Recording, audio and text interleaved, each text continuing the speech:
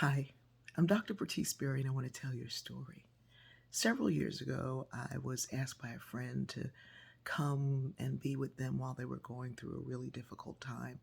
They wanted my physical presence to be there and pray with them as they went through day in and day out these difficulties. And so I drove the 5 hours to be there to pray, and I realized there was more required. So I kept going back and forth and sitting with them and quietly praying to myself in their presence. Things progressed and I continued to do this, but I knew that I needed to do a little bit more, so I started praying and fasting for them. The whole time I kept hearing this voice saying, there's more required of you. My response to that, to God, the universe, the all, was more. I took care of these kids. I did this. I changed my career. And you're telling me there's more? That was my ego. That was myself responding to there's more. And then my rector, Michael, came out and said he wanted to have coffee with me. And he sat down with me and he said, I think there's more. I think you're called to ministry. And I was like, ugh. At that time, I had been fasting for about 25 days. And he said, well, you can go and pray about it. And I was like, no, I'm just going to go eat. As I began to pray and think and wonder, I turned to the voice that I knew I needed, Reverend Dr. Pauli Murray, whose portrait by Gypsy Schindler is behind me. Reverend Dr. Pauli Murray was an amazing, amazing woman. She grew up in North Carolina. Her mother was a nurse. Her father was a teacher. They were from brilliance. They were both brilliant. Her mother died of an aneurysm, and her father had a fever that did something to his brain. They believe caused maybe a hemorrhage or something else. But he was institutionalized and later killed by a prison guard. Polly was raised by her aunts, who one was an educator and allowed her to go to school probably from the age of 3. So she was this little brilliant whip. She had 2 high school diplomas and went to Hunter College and then on and on and on. She loved learning. She loved anything to do with the written word and just expanding her mind. Pauli talks about the internal self and the visible self and the invisible self because she also struggled with this identity that she had as a woman who was what we call now probably gay or queer or LGBTQIA, but there was all of those things within Reverend Pauli's life.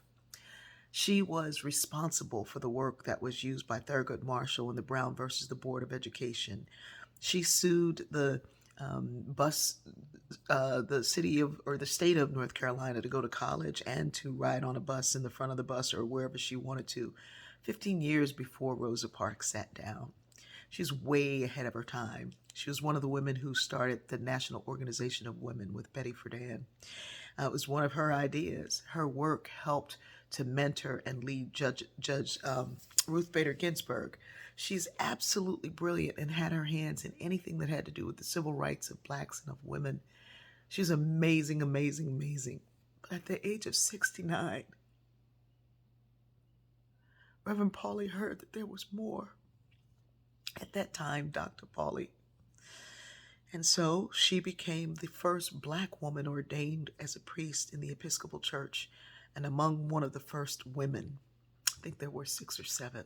She was in that group because she knew that there was more. And she understood that for something like sexism and racism to live as long as they had, the systemic nature of racism to thrive in the drinking water of all of us, she needed help. She needed more. And as our baptismal covenant asks us, will you seek to serve Christ in all people, loving your neighbor as yourself? Will you respect the dignity and will you seek justice and respect the dignity of every human being? Our answer is, I will, with God's help. At 69, Pauli knew that she needed God's help.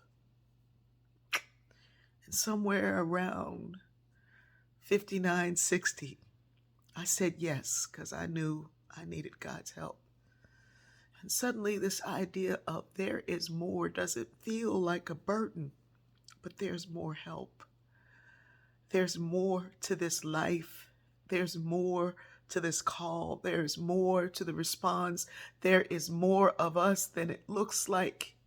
And if only we could come together and understand the likes of Reverend Dr. Pauli Murray, who, as a woman who didn't fit in anywhere, not even her own body, knew her worth and knew the worth of you and the worth of me.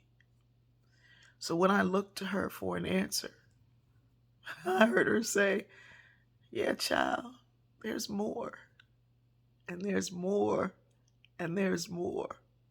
But we're going to get there. Got to do it together. I love you.